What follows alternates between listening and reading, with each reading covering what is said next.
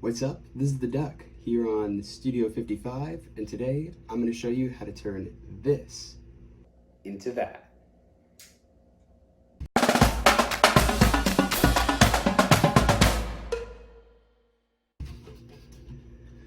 So first things first, I found this plastic tube at a wonderful place here in Gainesville called the Repurpose Project, and I thought that it could make a pretty interesting light.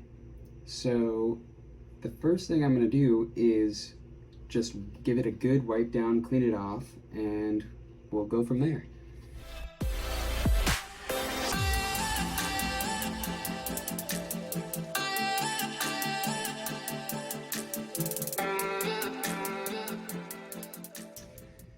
Okay, so now that I've got this stuff wiped down, I want this to be a hanging type of pendant light. And so the next step is to prepare the actual part that this will hang from, which would be this lid.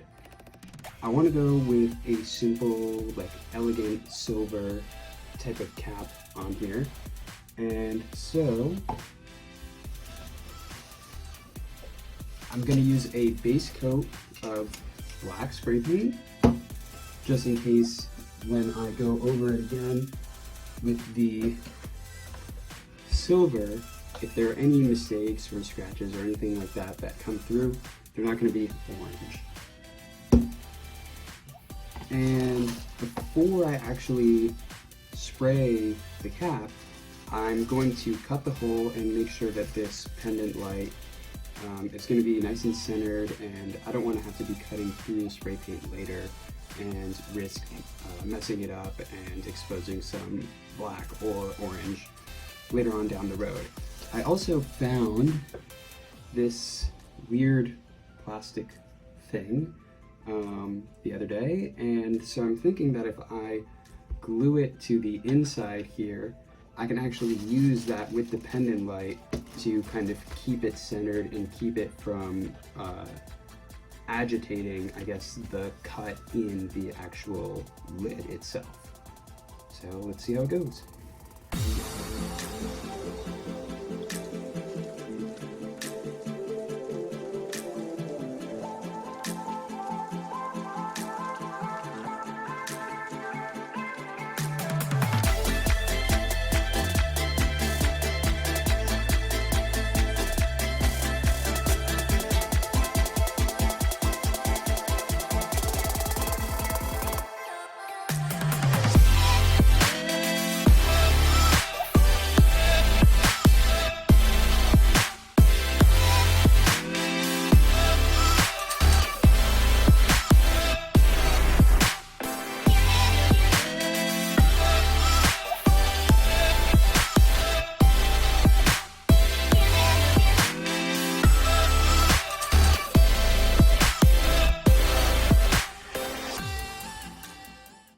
Alright, now while we're waiting for the black coat to dry, I'm going to get started on the actual translucent part of the light.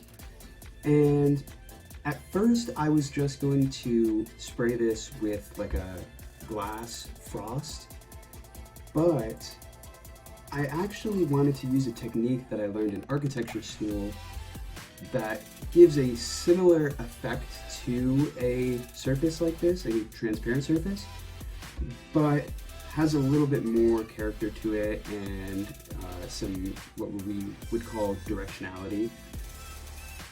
And given that the tube is kind of scratched up, as you might be able to see, I decided to use this technique of taking sandpaper and scratching the surface with the sandpaper in the direction of the scratches to see if that will give me this interesting kind of light effect that diffuses the light similar to the way that frosting it would, but gives the piece a little bit more character. And so without further ado, I'm going to go ahead and I'm actually going to start with a little bit grainier sandpaper. I think it's 60 grit, and depending on how it comes out, we will potentially go up to a higher grit but let's see what happens.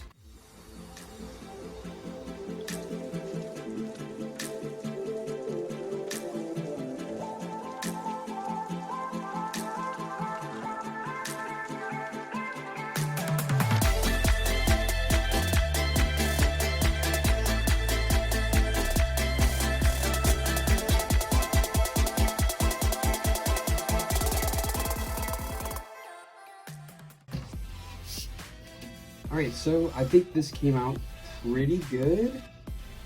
It was a little bit rough getting into a groove to get the inside part to get enough of the frosting effect that I was looking for, but I think it was worth it, and we'll see how it comes out with the light. We might have to go back and do a little bit more sanding, but as of right now, let's go see how the lid is doing.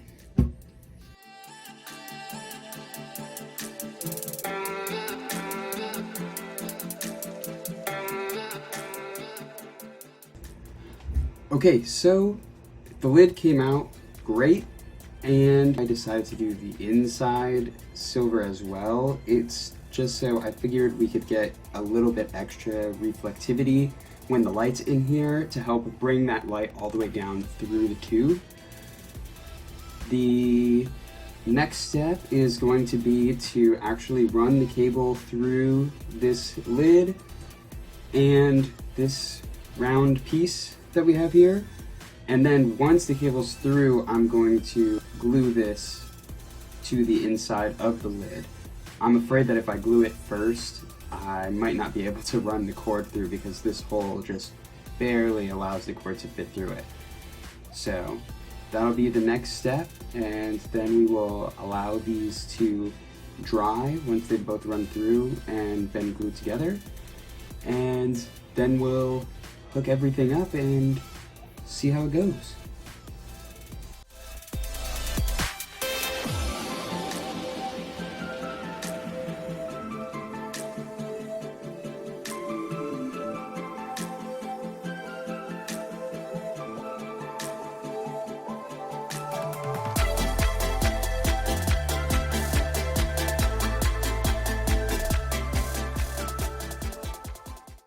Alright, so here we are a day later.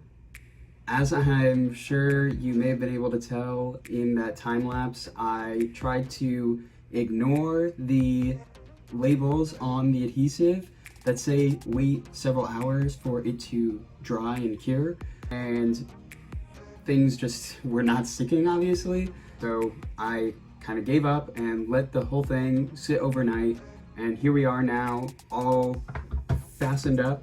The only thing left to do is test it out and see how it goes.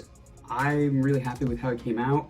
I think that this scratch texture talks to the history of it. You know, I don't know what the story of this thing is, but it had these marks, and I think frosting over it would have been trying to hide that, and I don't think it would have came out this well. I think you would have been able to see a little bit more of that through, and it would have looked like mistakes, whereas here we're kind of going with what we were given and trying to create something new, and I think that this is going to diffuse the light really well. Other than that, I do like the fact that I did not actually fasten the bulb to that inside white ring.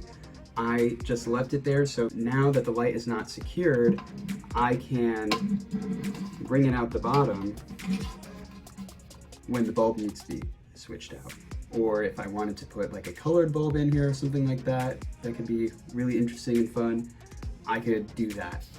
So it's sustainable, I guess I would say that, you know, this isn't a one-time thing. As soon as that bulb is done, there's no way to get in there because I cannot fit my arm all the way up in this tube to unscrew that bulb.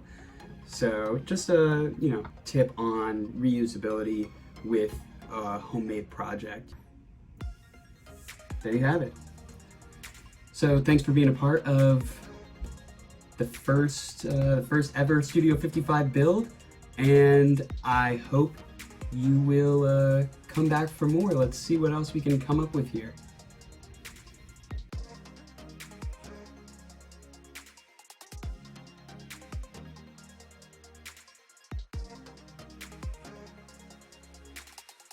Thanks so much for watching. See you next time.